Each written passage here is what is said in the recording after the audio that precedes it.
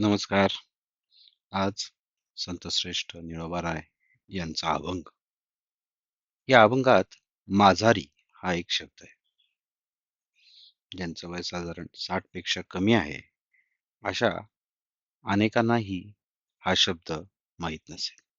आपल्या आधीच्या काळात असे अनेक शब्द न वापरले गेल्यामुळे अशा शब्दांचा अर्थ आपल्याला शब्दकोशातून शोधावा लागतो. भाषेतील शब्द जिवंत ठेवण्यासाठी त्याचा वारंवार वापर झाला पाहिजे. जर आपणच रिलेटिव्ह हा शब्द वापरला, तर काही काळाने गोत हा शब्द सुद्धा लोप पावेल. तसेच इल्युजन किंवा डाऊट असे शब्द वापरत राहिल्यास भ्रांती, भ्रम, शंका हे शब्द लोप पावतील. महाराजांनी अभंगात अनेक उत्तमोत्तम शब्द वापरलेले आहेत.